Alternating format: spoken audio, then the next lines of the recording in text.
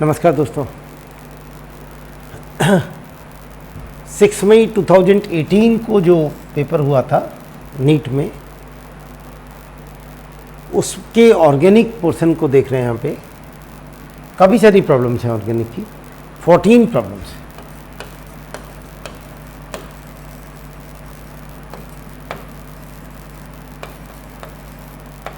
Organic chemistry, organic के साथ में हम लोग polymers, biomolecules and chemistry in everyday life को भी हम लेके चलते हैं।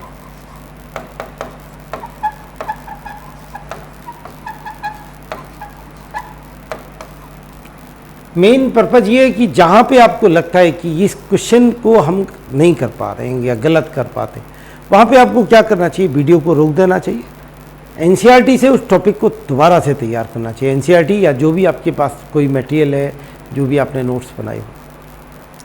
पहला क्वेश्चन देखें दोस्तों, 2018 पेपर का। Nitration of aniline strong acidic medium also gives Meta nitro aniline because. मैं जानता हूँ ये बहुत कॉमन सा क्वेश्चन है। एनिलीन पर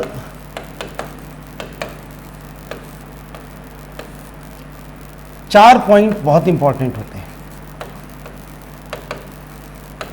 जहां तक रिएक्शंस की बात आती है,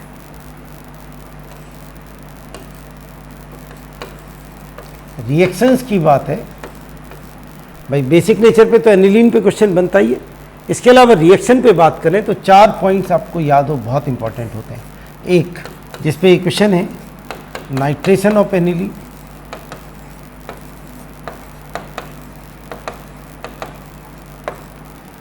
नंबर 2, ब्रोमिनेशन ऑफ एनिलीन।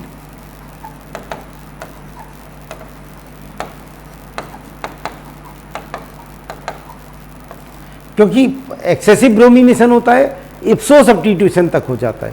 आप समझते हैं ना, इप्सो जैसे फिनॉल में होता है। Friedel craft reaction of aniline, आप जानते हैं एनिलीन फ्रीडल क्राफ्ट रिएक्शन नहीं देती। और the fourth one, this is sulphonation of aniline.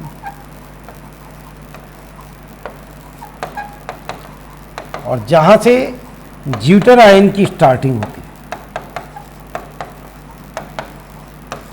तो चार पॉइंट आपको, मैं समझता हूँ, पहले से दिमाग में होते हैं कि भाई एनिलीन पे काम कर रहे हैं, तो चार पॉइंट हमें जरूर दिमाग में होना चाहिए।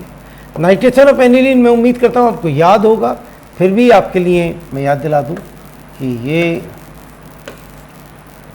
एनिलीन हमारे पास में, और नाइट्रेटिंग मिक्सचर से कंसनट्रेटेड HNO3 और कंसनट्रेटेड H2SO4 के साथ में जब इसका वो कराया, तो दोस्तों नॉर्मली हम लोग समझते हैं कि इसमें 3 प्रोडक्ट बनते हैं।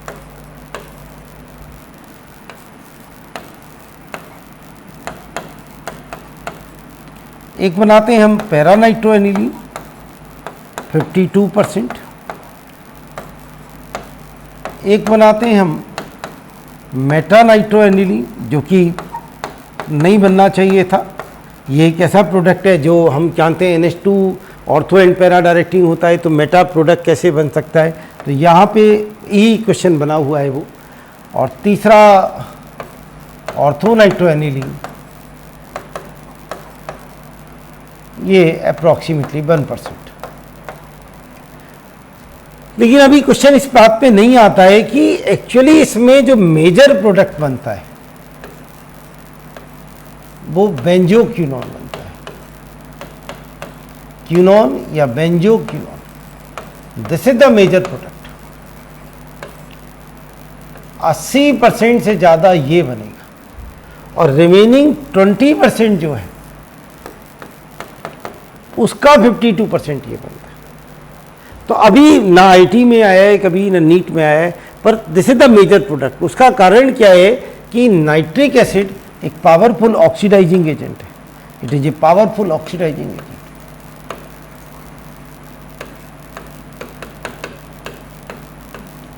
इतना पावरफुल ऑक्सीडाइजिंग एजेंट है कि एक्टिवेटेड एनिलीन, ये NH2 ग्रुप लगने से ही एनिलीन कैसी है, एक्टिवेटेड रिंग है, एक्टिवेटेड एनिलीन का ऑक्सीडेशन कर देता है बेंजो की। तो नॉर्मली अभी इस टॉपिक पे क्वेश्चन नहीं आया है, अभी तो इसी बात पे क्वेश्चन है कि आखिर ये मेटा क्यों बना। तो उन्होंने पूछा कि साहब यहाँ पे nitration of aniline in strong acidic medium also give meta nitro aniline because in spite of substituent nitro group always goes to only meta position. बहुत सारे लोगों ने ये आंसर सोचा होगा कि नाइट्रो ग्रुप मेटा पे जाता है। नो, जब हम कभी भी किसी का नाइट्रेशन करते हैं या कोई भी प्रोडक्ट बनाते हैं तो डिपेंड इस बात पे करता है कि यहाँ कौन सा ग्रुप लगा हुआ है। एंड आप जानते हैं this is plus in, this is electron donating,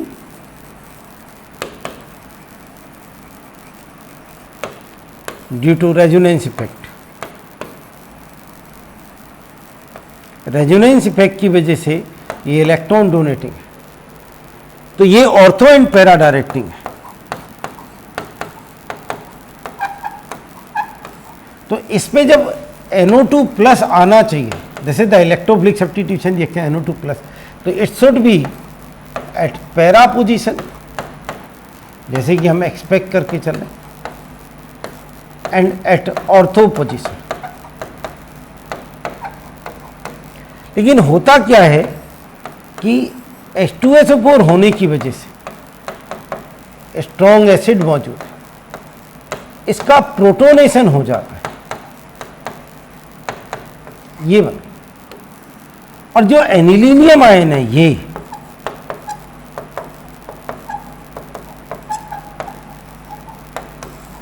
it is a very strong deactivity, तो इसमें फर्म पॉजिटिव चार्ज है। Due to this firm positive charge it is very strong deactivating and it is meta directing. इस पे जो NO2 आता है तो वो मेटा पोजीशन पे आता है।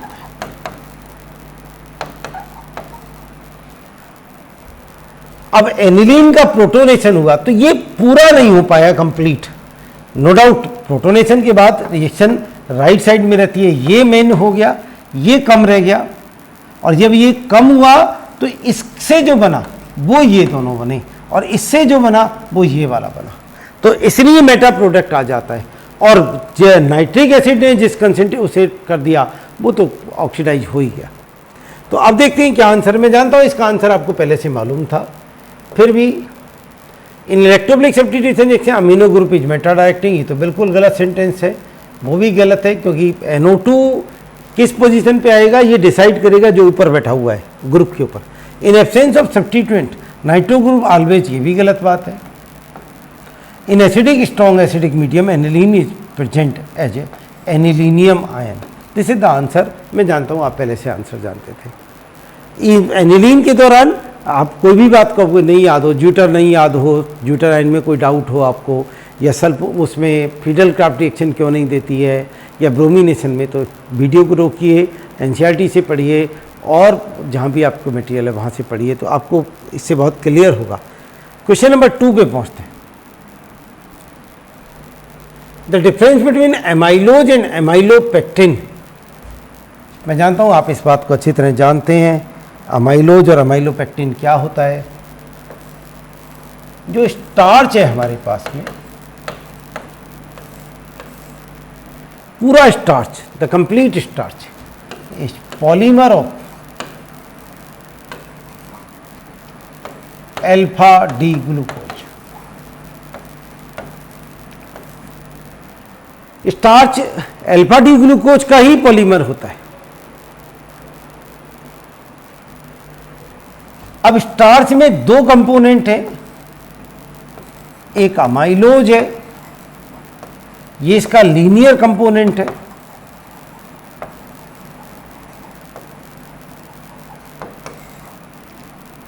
और एक अमाइलोपेक्टिन,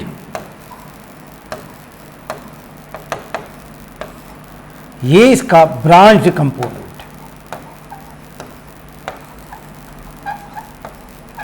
अब बहुत बार आपको एक क्वेश्चन मिलेगा कि भाई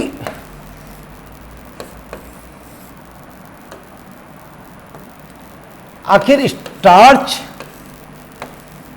किससे बनाए, अमाइलोज किससे बनाए, अमाइलोपेक्टिन किससे बनाए। भाई पूरा स्टार्च ही अल्फा डी ग्लूकोज का पॉलीमर है, तो अमाइलोज भी अल्फा डी ग्लूकोज का पॉलीमर रहा होगा, अमाइलोपेक्टिन भी अल्फा डी ग्लूकोज का पॉलीमर रहा होगा। तो अमाइलोज कई बार आईटी में मैंने देखा है मैचिंग करने को आ जाता है, तो अमाइलोज भी अल्फा डी ग्लूकोज से मैच करेगा, अमाइलोपेक्टिन भी करेगा, क्योंकि पूरा स्टार्च ही अल्फा डी ग्लूकोज से बना होता है। फर्क इसमें यह है कि ये लीनियर कंपोनेंट है और वो इसका ब्रांच्ड कंपोनेंट है। ये करीब 20% पाया जाता है और अप्रॉक्सीमेटली 80% या उससे कुछ ज़्यादा अमाइलोपेक्टिन पाया जाता है। वो ब्रांच्ड है, ये लीनियर है, यहाँ पे सीधा सीधा चलता है, ये वाटर सॉल्युबल होता है। ये अमाइलोज का वाटर सॉल्युबल कंपोनेंट है और ये अमाइलोपेक्टिन वाटर इनसॉल्युबल कंपोनेंट है।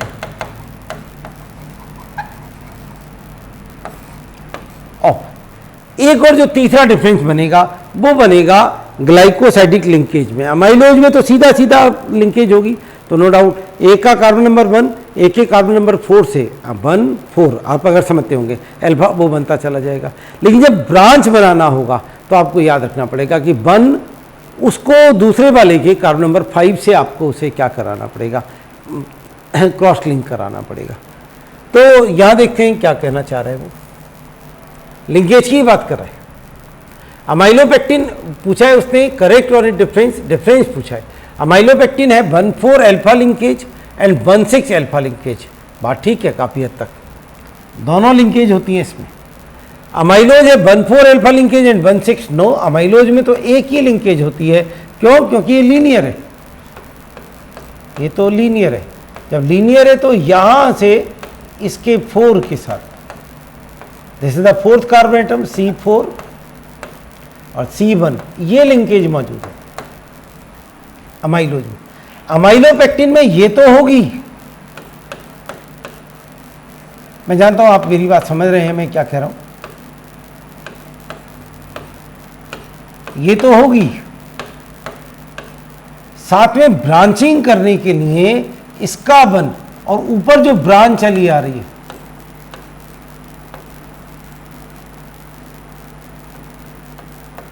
जो ब्रांच चली आ रही है, ये इसमें और उसमें आपस में लिंकेज होगी। ये जो CH2OH है 6 वाला जो है, ये जाके रिएक्ट कर जाएगा। तो देखते हैं जरा, अमाइलोज में ये वाली बात कही उसने, अमाइलोपेक्टिन में, तो ये तो गलत हो जाता है, सॉरी ये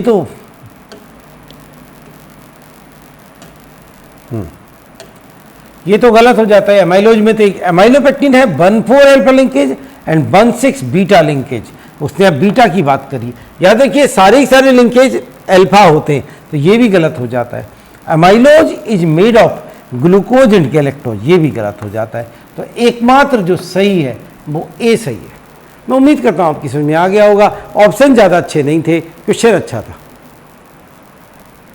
आपने इससे जो सीखा होगा वो कौन सा कार्बोहाइड्रेट किसका पॉलीमर है, वो सबसे ज़्यादा क्वेश्चन आता है, रेयरली मिलता है पर अच्छा क्वेश्चन है। Regarding crosslink and network polymer, which of the following statement is incorrect. उसने इनकरेक्ट पूछा है, कौन सा स्टेटमेंट इनकरेक्ट है।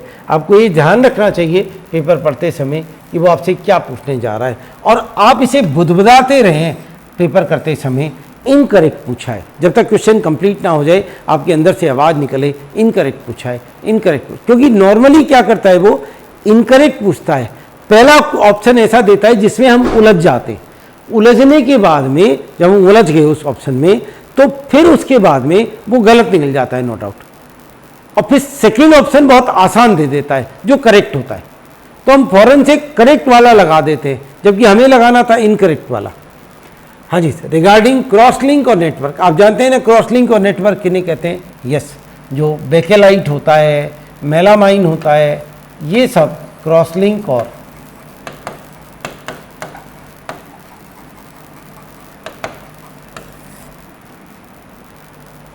तो उसने कहा दे कंटेन, बिल्कुल एनसीईआरटी लैंग्वेज है। अगर आप एनसीईआरटी पढ़ेंगे तो आपको दिखाई देगा कि शुरुआत में क्लासिफिकेशन के दौरान उसने क्रॉस लिंक और नेटवर्क पॉलीमर की एक हेडिंग दे रखी है और उसमें ऐसे ही लिखा है, they contain covalent bond between various linear polymers.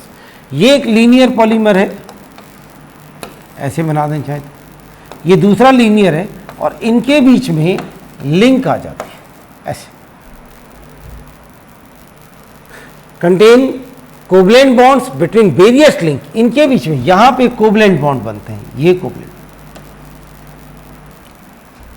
They are formed by और ट्राई फंक्शनल मोनोमर्स, दो या दो से ज्यादा फंक्शनल मोनोमर। जैसे बेकेलाइट में आपको याद रखना पड़ेगा, बेकेलाइट क्रॉस लिंक या नेटवर्क पॉलीमर है, ये आपके दिमाग में रहेगा तो आप कर पाएंगे क्वेश्चन को, क्योंकि फर्क पड़ता है जाके किसे ब्रांच पॉलीमर से।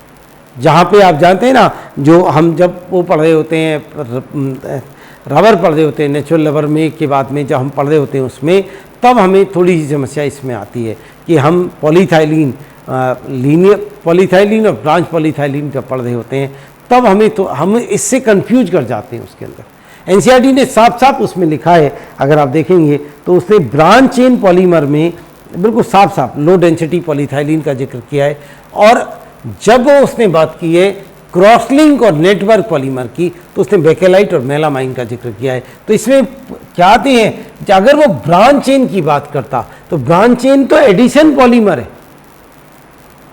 और ये जो है क्या नाम है क्रॉस लिंक और नेटवर्क कैसा है, this is a condensation polymer. तो ये भी एक आप याद रख सकते हैं कि ये कंडेंसेशन है भाई, और ब्रांच वाला तो है कैसा है, यस हम उसे लीनियर मतलब एक एडिशन पॉलीमर की फॉर्म में चल रहा होता है, फंक्शनल ग्रुप का सवाल ही पैदा नहीं होता वहाँ पे। हाँ जी सब example are Bakelite and melamine, ये तीनों सेंटेंस सही है लेकिन इनकरेक्ट पूछा है। They contain strong covalent bonds in their polymeric chain. यहाँ से थोड़ा सा कंफ्यूजन बन जाता है क्योंकि ये तीनों बिल्कुल सही हैं तो ये आंसर हो जाता है। वो स्ट्रॉन्ग कोवलेंट बॉन्ड जो हैं, नो डाउट ऐसे तो होते ही हैं कोवलेंट बॉन्ड स्ट्रॉन्ग, तो उन्होंने कहा कि ब्रांच का मतलब क्या होता है, क्रॉस लिंक और नेटवर्क का मतलब क्या होता है कि between the two linear polymer there is क्या है, स्ट्रॉन्ग कोवलेंट बॉन्ड्स हैं, जो कोवलेंट बॉन्ड बने हुए हैं, वो ये बताना चाह रहे हैं, इसलिए ये गलत है। They contain strong covalent bond in their polymeric chain. No doubt दुनिया की हर पॉलीमेरिक चेन में स्ट्रॉन्ग कोवलेंट बॉन्ड होंगे, तो ये फिर इससे कैसे जुड़ गया क्रॉस लिंक और नेटवर्क। क्रॉस लिंक नेटवर्क में between the two linear polymer bond होते हैं, तो इसलिए इन्होंने आंसर इसको डी माना है। This is incorrect and this is the answer. एक और अच्छा क्वेश्चन था, मैं उम्मीद करूंगा आप एनसीईआरटी से एक बार दोबारा पढ़ेंगे, खास तौर से ब्रांच और नेटवर्क में दोनों बहुत आसान है डिफरेंस। क्रॉस लिंक या नेटवर्क, क्रॉस लिंक के नाम से दुनिया जानती है, बेकेलाइट की बात है, तो क्रॉस लिंक को ही नेटवर्क कहते हैं, ब्रांच आपका लो डेंसिटी पॉलीथाइलिन हो जाता है। इन द रिएक्शन, ये आप जानते हैं कौन सी रिएक्शन है, आपको मालूम है ना, ये बड़ी फेमस रिएक्शन है, रीमर टीमन रिएक्शन का उसने जिक्र किया है। ये सबसे ज़्यादा नेम रिएक्शन जो पूछी जाती है एग्जामिनेशन में, वो उनमें से, चाहे वो आईटी एग्जामिनेशन की बात करें, चाहे हम किसी भी एग्जामिनेशन की बात करें, आप जानते हैं इसके अंदर क्या होता है, फिनॉल पे पहले एल्कलाइन मीडियम रखते हैं तो सोडियम फिनॉक्साइड बन जाता है, और इस पे एक डाइक्लोरोकार्बिन, ये इलेक्ट्रोफाइल है, ये अटैक करता है, तब जाके रिएक्शन बनती है। इलेक्ट्रोफाइल आप जानते हैं कैसे बनता है, क्लोरोफॉर्म और NaOH आपस में रिएक्ट करके डाइक्लोरोकार्बिन बना देते हैं, ये कार्बिन इसका इलेक्ट्रोफाइल होता है। बड़ी फेमस रिएक्शन इस मामले में। जब भी कभी हम CHO ग्रुप लगाते हैं किसी रिंग पे तो इस रिएक्शन को फॉर्माइलेशन कहते हैं। जैसे आपको याद हो कोलबे रिएक्शन करते हैं तो कार्बोक्सिलेशन करते हैं, COOH ग्रुप लगाते हैं, तो यहाँ फॉर्माइल ग्रुप लगा रहे हैं। Electrophile involved is dichloromethyl, no it is not carboxyl, तो आप जानते हैं कार्बीन होता है, formyl cation no, dichloromethyl anion no, and this is dichlorocarbene, this is the electrophile. आसान क्वेश्चन था, मैं उम्मीद करता हूँ आपने रीमर टीमन को मेरे साथ में रिवाइज किया होगा एक पॉज लेने के बाद में। एक और क्वेश्चन आपके साथ, Carboxylic acid have higher boiling point than aldehyde, ketone and even alcohols of comparative molecular mass. It is due to, आप जानते हैं कार्बोक्सिलिक एसिड के अंदर अगर मैं ऐसे बनाऊं तो इतनी ज़्यादा हाइड्रोजन बॉन्डिंग होती है, एक्सटेंट ऑफ हाइड्रोजन बॉन्डिंग इतनी ज़्यादा है कि ये डाइमर की फॉर्म में एग्जिस्ट करता है. This is the carboxylic acid. No doubt this is intermolecular hydrogen bonding. Intra का तो सवाल ही पैदा नहीं होता, इंटरमोलिकुलर. तो formation of intramolecular no, intra नहीं चलेगा. Formation of carboxylate ion no. More extensive association of carboxylic acid by van der Waals forces of attraction, formation of intermolecular hydrogen bonding. This is the answer, D answer. हालांकि alcohol में भी intermolecular होती है तो great extent ज़्यादा है. उन्होंने ये बेवकूफ़ बनाने की कोशिश करी है. मोर एक्सटेंसिव देख के कोई बच्चा क्या कर गया होगा, क्वेश्चन को आगे बढ़ा गया होगा. मोर एक्सटेंसिव हाइड्रोजन, वो नो डाउट ज़्यादा एक्सटेंसिव हाइड्रोजन बॉन्डिंग होती है अल्कोहल कंपेरिजन में. ज़्यादा एक्सटेंसिव हाइड्रोजन बॉन्डिंग है, ना कि van der Waals force of attraction. Compound A C8H10O, आप लोग जानते हैं मित्तल स्टाइल है कि जब हम कोई कंपाउंड स्टार्ट करते हैं इस तरह से तो उससे पहले घूर के देख लेते हैं. घूर कर देखा, शायद इस क्वेश्चन में ज़रूरत भी नहीं पड़ेगी, फिर भी आपको मालूम होना चाहिए. बेंजीन का डेरिवेटिव होना चाहिए. C6H5 आपने माइनस किया तो C2H5O बच गया. आप समझ गए, बेंजीन पे OC2H5 लगाना है. अब ये किस किस फॉर्म में लगा सकते हैं हम, ऐसे भी लगा सकते हैं, ये 3 हो जाएंगे. ईथर, हम अल्कोहल भी बना सकते हैं, ये वाला अल्कोहल, हम ये वाला अल्कोहल भी बना सकते हैं. अभी तो क्वेश्चन को पढ़ा नहीं है हमने, और हम ऐसे भी कर सकते हैं. एक मीथेनॉल लगा के एक साइड चेन, 3 ये हो जाएंगे. और हम ऐसे भी कर सकते हैं कि OH लगाएं और C2H5 लगा दें, ऑर्थो मेटा पैरा 3 ये हो जाएंगे. और हम ऐसे भी कर सकते हैं OH लगा के 2 CH3 लगाएं, और बेंजीन पे 3 सब्स्टिट्यूएंट होते हैं तो आप जानते हैं 6 आइसोमर होते हैं. चलिए साहब देखते हैं साहब क्या कहानी है. ये कह रहा है compound A C8H10O is found to react with NaOH produce by reacting by with NaOH and yields a yellow precipitate. ये आइडोफॉर्म टेस्ट की पहचान है. आइडोफॉर्म टेस्ट जो होता है हमारे पास में, आप जानते होंगे इस बात को, आइडोफॉर्म टेस्ट.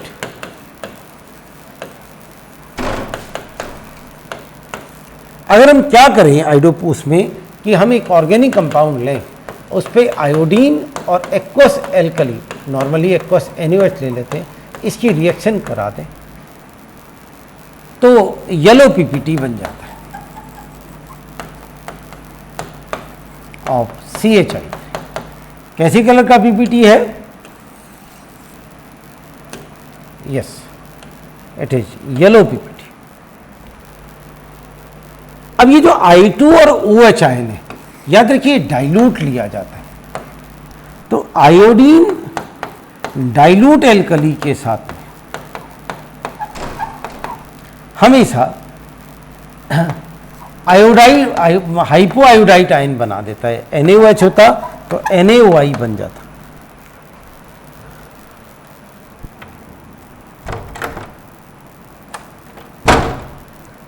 तो हमेशा हाइपोआयोडाइड बना लेता है उसके साथ में.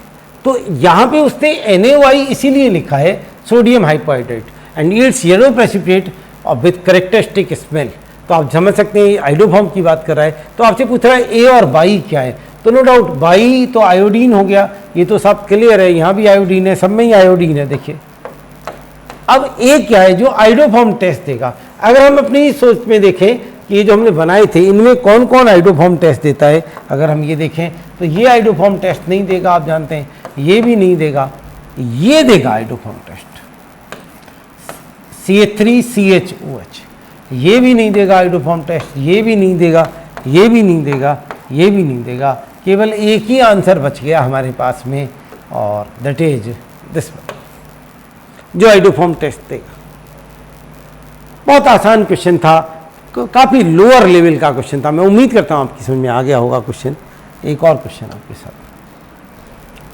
The compound A on reaction with sodium gives B and with PCl5 gives C, B and C react together to gives diethyl ether. A B C पूछा है आपसे। अब सोचिए बी और सी दोनों एक ही कंपाउंड से बन रहे हैं, ए से ही बी बनता है, ए से ही सी, और ये दोनों मिलके आपस में क्या बना रहे हैं, डाई इथाइल ईथर बना रहे हैं। तो कोई भी बच्चा समझ सकता है कि एक इसमें से क्या है, C2H5ONA है और एक इसमें C2H5Cl है। कोई भी समझ सकता है इस पर। तो कहीं कोई क्वेश्चन बचा ही नहीं इसके अंदर। The compound A on reaction with Na give C2H5 तो ए शुड बी C2H5OH इथेनॉल, जिसकी रिएक्शन Na से कराई C2H5ONA, PCl3 से कराई C2H5Cl, दोनों को मिला के विलियमसन्स करा दी। पूछ क्या रहा है, ए बी एंड सी पूछ रहा है। ए शुड बी इथेनॉल, इथेनॉल वाले कितने ऑप्शन है, काफ़ी सारे ऑप्शन है। बी क्या है हमारे पास, C2H5ONA होना चाहिए, yes B and with C2H5OH and C2H5ONA, C2H5OH C2H5ONA, ये गड़बड़, ये गड़बड़, ये गड़बड़, बाकी तो ज़रूरत पड़ी नहीं आगे बढ़ने की। आंसर डी आ गया। एक और क्वेश्चन आपके साथ, hydrocarbon A reacts with bromine by substitution to form an alkyl bromide which by बुर्ज reaction is converted to gaseous hydrocarbon containing less than 4 carbon atom. A should be, हाँ जी, जब आपसे कह रहा है hydrocarbon A reacts with bromine by substitution, substitution से react करता है और फिर बुर्ज रिएक्शन देता है, तो आप समझ सकते हो लेस देन 4 बनाता है। तो बुर्ज रिएक्शन में लेस देन 4 3 वाला नहीं होता, 2 वाला होता है, क्योंकि बुर्ज में आप जानते हैं डबलिंग होती है, तो या तो 2 का बनता है या 4 का बनता है या 8 का बनता है या 6 का बनता है, ऐसे बनता है। तो 4 से कम 2 पे ही आना चाहिए, 2 पे आ रहा है तो डी हो गया। देखिए कितना आसान क्वेश्चन बनाया उसने, बिल्कुल लड्डू नहीं दे, बस केवल अपने अंदर एक कॉन्फिडेंस में कर सकता हूं, लैंग्वेज का खेल था। The compound C7H8 undergoes the following reaction. C7H8 जानते हैं ना आप लोग जी, जैसे टॉलिन, 3Cl2 साथ में उसने हीट किया है। तो आप जानते हैं ये जो क्लोरीन है ये बेंजीन को टच नहीं कर सकती, कैन नॉट टच बेंजीन, ये बेंजीन को टच नहीं कर सकती क्योंकि इसकी औकात नहीं है बेंजीन को टच करने की, can not touch benzene ring. Benzene ring को तो तब टच करती ये जब ये होती क्या, क्लोरीन साथ में FeCl3 या NCRT नॉर्मली AlCl3 लेती है, तब ये बेंजीन रिंग को टच करती। तो ये तीनों क्लोरीन सर्टेन यहाँ लगेंगे, लगा दीजिए साहब। तो आपने जब यहाँ लगा दिया, बहुत बढ़िया क्वालिटी का क्वेश्चन है ये बना। अब उसमें ब्रोमीन आयरन लगाया उसने। ये क्वेश्चन इसलिए बनाया उसने क्योंकि CH3 जो होता है, कार्बन पे 3 हेलोजन, ये जो कंपाउंड बेंजीन रिंग पे लगा होता है, ये सब स्ट्रॉन्ग डीएक्टिवेटिंग होता है एंड मेटा डायरेक्टिंग होता है, इसलिए ये क्वेश्चन बनाया उसने। तो जब ए बन जाएगा तो ए में तीनों Cl जब लग जाएंगे यहाँ पे, ये बन जाएगा। इस पे जब ब्रोमीन आयरन कराएंगे तो ब्रोमीन आयरन से बेंजीन रिंग पे जाएगा ही, तो कहाँ पे जाएगा, मेटा पे जाएगा। तो बी जो प्रोडक्ट होना चाहिए हमारे पास में वो ये होना चाहिए। और जिंक HCl से उसने रिड्यूस कर दिया, एराइल एलाइड नहीं रिड्यूस होते, इसको उड़ा दिया, तो ये दोबारा से CH3 में कन्वर्ट हो गया और ये भी यार वैसे तो वो हेल्प कर देते हैं आपकी। यहाँ पे प्रोडक्ट सी पूछ रहा है ऑप्शन से, metabromotoluene, yes this is the answer.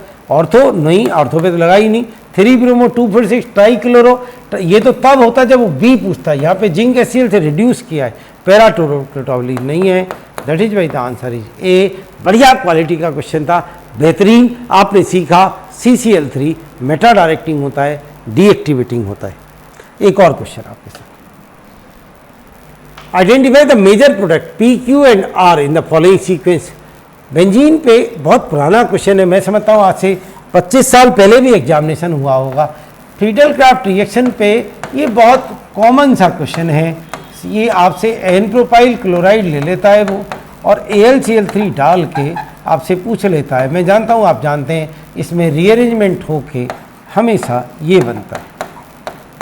बहुत कॉमन सा क्वेश्चन है, ज़्यादातर बच्चे इस बात को समझते हैं। इसमें कार्बोकटाइन बनेगा, रीअरेंज करके जुड़ जाएगा। P बना, और P पे आपने उन्होंने क्या कराया, ओजोन ये और HIN। पहचानते हैं कौन सी रिएक्शन है, ये क्यूमिन बन गया साहब। अब फिनॉल की तरफ चला गया क्वेश्चन, या आया समझ में जी। तो आंसर वुड भी, ये तो नहीं बनेगा, ये भी नहीं बनेगा, ये बनेगा। और बेंजोइड थोड़ी बनता है, फिनॉल बनता है, फिनॉल एंड एसीटोन। कितना बेहतरीन क्वालिटी का क्वेश्चन बनाया, अच्छा क्वालिटी का क्वेश्चन था जी। एक और क्वेश्चन हमारे साथ में, which of the following compound can form A zwitter ion. देखिए आप, मजे की बात है, आप जानते हैं क्या एनिलीन ज्यूटर आयन बनाया भाई। इसमें तो खाली दूल्हा ही दूल्हा है, दुल्हन नहीं है भाई। एसीटोनल एल्डिहाइड बनाएगा क्या, अरे इसमें भी दूल्हा नहीं है भाई। NaCH3, NaCO3, क्षमा चाहता हूँ, ये होता है एसीटोनल। बेंजोइक एसिड बनाएगा क्या, अरे भाई इसमें खाली दुल्हन ही दुल्हन है। एसिडिक और बेसिक ग्रुप दोनों चाहिए, और ख़ास तौर से ये तो नहीं चलता है, आप जानते हैं SO3H चलता है, तो ये दोनों होनी चाहिए थे। एनिलीन पे जहाँ तक बात है, तो खाली एनिलीन नहीं बना सकता, ये नहीं बना सकता। ग्लाइसिन, यस, ये अमीनो एसिड है भाई। ये रहा दुल्हा और ये रही दुल्हन, ज्यूटर आयन, जानते हैं ना। ये बन गया साहब, बढ़िया क्वेश्चन था। एक और क्वेश्चन आपके साथ में, which of the following carbocation is expected to be most stable. ये क्वेश्चन कहाँ से आया, सोच के बताइए। ये इलेक्ट्रोफिलिक सब्स्टिट्यूशन रिएक्शन के दौरान बनने वाला क्वेश्चन है। NO2 इस पे बेस ग्रुप है, और NO2 कैसा होता है, मेटा डायरेक्टिंग होता है। तो ये जो ग्रुप आना चाहिए, यहाँ पे पैरा पे आया है, नहीं बनेगा। यहाँ भी पैरा पे आया है, नहीं बनेगा। यहाँ पे NO2 के मेटा पे आया है ग्रुप, यस। यहाँ पे ऑर्थो पे आया है, नहीं बनेगा। ये इतना सा क्वेश्चन था कि NO2 लगा हुआ है तो कहाँ पे आएगा ग्रुप जी। अगला क्वेश्चन देखेंगे,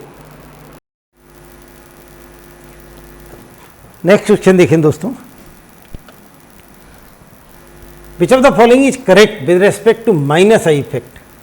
दोस्तों इस क्वेश्चन पे कई बार बच्चे को दिक्कत होती है, उसे लगता है कि कहीं गड़बड़ है, मेरा ऑप्शन। बच्चों ने चैलेंज भी किया था।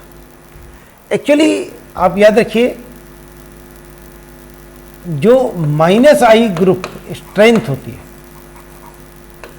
वो प्रोपोर्शनल टू होती है इलेक्ट्रोनेगेटिविटी की।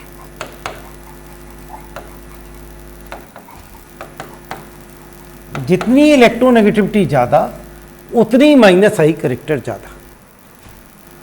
अब आप जानते हैं आयोडाइड से स्ट्रॉन्ग होता है ब्रोमाइड, क्योंकि इलेक्ट्रोनेगेटिविटी आयोडीन से ज़्यादा ब्रोमीन।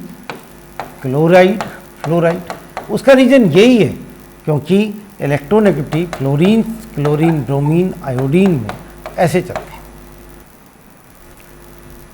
और 4 मोस्ट इलेक्ट्रोनेगेटिव ग्रुप कौन कौन से हैं? फ्लोरीन, क्लोरीन, सीरियली अगर लिखें सबसे ज़्यादा फ्लोरीन, फिर ऑक्सीजन, फिर नाइट्रोजन, फिर क्लोरीन, ये सीरियल ऑर्डर। तो -I की जो स्ट्रेंथ होनी चाहिए वो सबसे ज़्यादा फ्लोरीन की होनी चाहिए, फिर ऑक्सीजन वाले ग्रुप की होनी चाहिए, फिर नाइट्रोजन वाले ग्रुप की होनी चाहिए। ओके, ऐसे 2 ऑप्शन बन जाते हैं। एक ऑप्शन तो ये बन गया साहब,